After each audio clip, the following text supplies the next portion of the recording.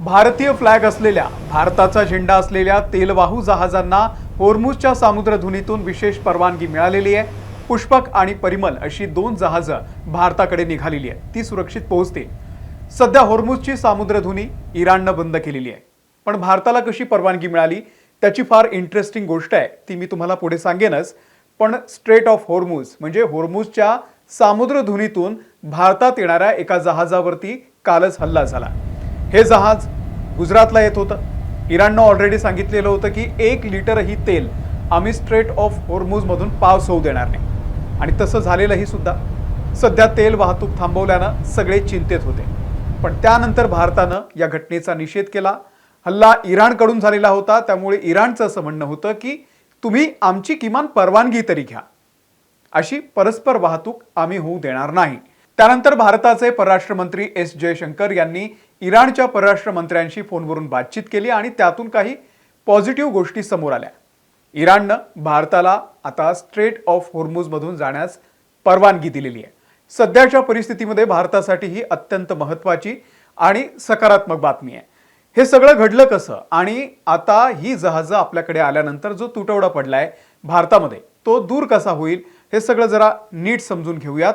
नमस्कार, मी अमोल किनोळकर, आपण पाहत आहात महाराष्ट्र टाइम्स ऑनलाइन। तर भारताच्या दृष्टीने ही बातमी अत्यंत महत्त्वाची आहे। एस जयशंकर यांच्या वाटाघाटींना फार मोठं यश मिळालेलं आहे, पण त्याआधी भारतात येणाऱ्या एका जहाजावरती इराणच्या नेव्हीनं हल्ला केलेला होता आणि त्यानंतर या सगळ्या घडामोडी घडलेल्या आहेत। आधी नेमकं काय घडलेलं होतं ते मी तुम्हाला सांगतो।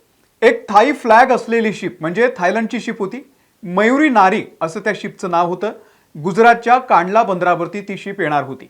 युएईच्या बंदरावरून ती शिप निघालेली होती। अबुधाबीच्या खलिफा पोर्टवरून ही निघाली आणि होर्मुझच्या या सामुद्रधुनीतून प्रवास करत तिला जावं लागणार होतं। ही शिप या बाजूला पोहोचल्यानंतर तिच्यावरती हल्ला झाला। 2 प्रोजेक्टाइल्स या शिपच्या मागच्या बाजूला येऊन धडकले आणि त्यामुळे इंजिन रूमला आग लागलेली होती। पॉवर आणि नेव्हिगेशन सिस्टम सुद्धा ते लूज झालेलं होतं आणि या शिपमध्ये 23 सेलर्स होते, जे प्रचंड घाबरले। पळापळ सुरू झाली। इथे सगळ्यात मोठी मदत झाली ती ओमानच्या रॉयल नेव्हीची। त्यांनी तात्काळ या ठिकाणी मदत पाठवली आणि रेस्क्यू ऑपरेशन राबवलं। 23 पैकी 20 जणांना त्यांनी सुखरूप बाहेर काढलं, पण 3 जण अजूनही बेपत्ता आहेत। ओमानचं खबास पोर्ट आहे, त्या ठिकाणी ही रॉयल नेव्ही तैनात असते आणि त्यांनी या सगळ्यांना वाचवलेलं आहे, पण दुर्दैवानं अजूनही 3 जण बेपत्ता आहेत।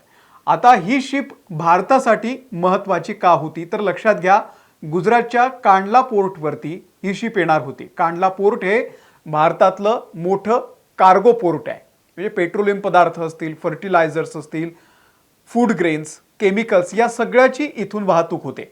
आणि इथेच ही मयुरी नारी नावाची थाई शिप येणार होती, पण इराणच्या नेव्हीनं स्ट्रेट ऑफ होर्मुझच्या या भागातच तिला निकामी केलं। त्यामुळे भारतानं आपली बाजू मांडली आणि या घटनेचा तीव्र निषेध केला की तुम्ही अशा निष्पाप आणि व्यावसायिक जहाजांवरती हल्ला का करता। तर त्यावरती इराणनं सुद्धा उत्तर दिलं। त्यांचं असं म्हणणं होतं की इस्लामिक रेव्होल्युशनरी गार्ड कॉर्प्स म्हणजे IRGCच्या नौदल प्रमुखांनी या संदर्भातलं स्पष्टीकरण दिलेलं आहे। रणनीतिकदृष्ट्या महत्त्वाच्या अशा होर्मुझच्या सामुद्रधुनीतून जाणाऱ्या जहाजांना इराणची मंजुरी मिळवणं आवश्यक आहे, अन्यथा ती इराणच्या हल्ल्याचं लक्ष्य बनू शकतात। रियल ॲडमिरल अली रेझा तंगसिरी यांनी या संदर्भातली माहिती दिली। इराणच्या इशाऱ्यांकडे दुर्लक्ष करणाऱ्या 2 जहाजांना बुधवारी सामुद्रधुनीमध्ये लक्ष्य करण्यात आलं। त्यांनी हे मान्य केलं होतं की आम्ही 2 जहाजांना टार्गेट केलंय, पण तुम्ही ही वाहतूक करताना ॲटलिस्ट आमची परवानगी तरी घ्या। आणि त्यानंतर भारताचे परराष्ट्र मंत्री एस जयशंकर आणि इराणचे परराष्ट्र मंत्री अब्बास अराघची यांच्यामध्ये फोनवरून बातचीत झाली।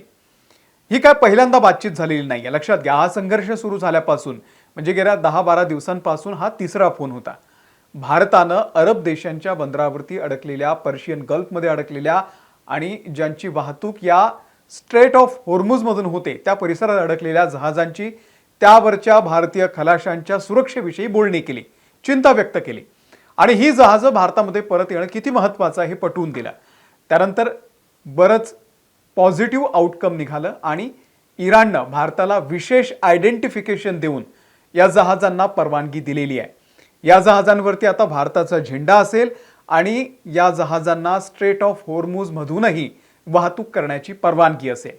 इराणकडून एक्सवरती पोस्ट करून थायलंडच्या मयुरी नारी या जहाजावरती केलेल्या हल्ल्यासंदर्भात त्यांनी म्हणजे इराणनं आपली भूमिका स्पष्ट केलेली आहे। एक्सप्रेस रोम आणि मयुरी नारी या दोन्ही जहाजांना होर्मुझच्या सामुद्रधुनीतून प्रवासाचं आश्वासन आम्ही दिलं होतं का, हा प्रश्न त्या जहाजांवरच्या कर्मचाऱ्यांना विचारला पाहिजे। आमच्या इशाऱ्याकडे दुर्लक्ष करून ही सामुद्रधुनी ओलांडण्याचा प्रयत्न त्यांनी केला, त्यामुळेच त्यांना आम्ही पकडलेलं आहे। कोणत्याही जहाजाला इथून प्रवास करायचा असेल तर इराणची परवानगी घेणं अनिवार्य असेल असं त्यांनी यामध्ये स्पष्ट केलेलं आहे। यात इराणचा पक्षही आपण समजून घेतला पाहिजे। त्यांनी हा मार्ग एका कारणासाठी अडवून ठेवलेला आहे, कारण अमेरिका आहे। पण दुसरीकडे आपला जो निर्णय घेतलेला आहे त्यातून इराणनं हे सुद्धा दाखवून दिलंय की आम्ही आमच्या मित्र देशांना या सामुद्रधुनीतून प्रवास करण्याची परवानगी देतोय। चीन असेल, भारत असेल, दोघांनाही परवानगी मिळालेली आहे। ही खूप मोठी गोष्ट आहे खरं तर। सध्याच्या परिस्थितीमध्ये जी अडचण झालेली आहे भारताची, त्यात हा फार मोठा दिलासा आहे। इराणनं सांगितलेलं होतं की एक जरी जहाज दिसलं तरी आम्ही ते पेटवून टाकू, आणि त्यांनी तसं केलेलं सुद्धा आहे। त्यामुळे ही वाहतूक बंद झाल्याचा परिणाम आपण सगळेच भोगतोय। $70 प्रति बॅरल असलेला दर आता सध्या $120 प्रति बॅरल पर्यंत पोहोचलेला आहे। आता कमी झालाय थोडासा, पण अशीच अस्थिरता राहिली तर परिस्थिती आणखी हाताबाहेर जाऊ शकते। आणि या मार्गातून दररोज 20 मिलियन बॅरल तेलाची वाहतूक होते। दररोज जगाला 100 मिलियन बॅरल तेलाची गरज असते। आता त्यातून 20% तेल हे कमी झालं तर काय होईल तुम्हीच विचार करा। इराणचं म्हणणं आहे की आम्ही इथून अजिबात वाहतूक होऊ देणार नाही। ड्रोन हल्ला असेल, नेव्ही किंवा मिसाईल डागून आम्ही या भागामध्ये आमचा दबदबा बनवू, जेणेकरून या भागातून म्हणजे स्ट्रेट ऑफ होर्मुझ मधून जाण्याची हिम्मत करणाऱ्या जहाजांच्या मनामध्ये एक भीती बसेल, आणि तीच रणनीती त्यांनी अवलंबलेली होती। पण भारतानं आता चर्चेतून हा विषय सोडवलेला आहे। हे निश्चितच आपल्या इराण सोबतच्या संबंधांचं यश आहे। या सगळ्यात भारत हा एकमेव असा देश आहे ज्यांचे इराणशी, इस्रायलशी आणि अरब देशांशी सुद्धा उत्तम संबंध आहेत। अमेरिकेबद्दल सध्या बोलता येणार नाही, कारण ट्रम्प कोणाचेही नाही हे लक्षात घेतलं पाहिजे। पण या युद्धामध्ये भारतानं कोणाचीही बाजू घेतलेली नाहीये। भारतात सरावासाठी आलेल्या 2 इराणी शिप्स पैकी एका शिपला श्रीलंकेजवळ हल्ल्यामध्ये बुडवण्यात आलं। अमेरिकेने तो हल्ला केलेला होता, आणि त्यानंतर दुसरी जी शिप आहे तिला भारतानं कोचीजवळ आश्रय दिलेला होता। तेव्हा इराणनं भारताचे आभार सुद्धा मानलेले आहेत। त्यामुळे इराणशी आपले संबंध चांगले आहेत। इराणमधलं चाबहार बंदर आहे ते त्यांनी भारताला दिलंय। चीनचा विरोध असताना सुद्धा दिलेला आहे, ज्या माध्यमातून आपण अफगाणिस्तानातून मग पुढे रशियापर्यंत सगळा व्यापार करू शकतो। तर हे दोन्ही देशांसाठी फार महत्त्वाचं आहे। आपण या संघर्षामध्ये तटस्थ आहोत, आणि त्यामुळेच आपल्याला ही विशेष परवानगी आता स्ट्रेट ऑफ होर्मुझ मधून प्रवास करण्याची इराणने दिलेली आहे। शिवाय 3 कोटी बॅरल तेल रशियातून भारतात लवकरच येणार आहे। त्यामुळे जो तुटवडा जाणवतोय तो काही प्रमाणात कमी होईल। सध्या पर्शियन गल्फ देशामध्ये 28 भारतीय ध्वज असलेली जहाजं कार्यरत आहेत।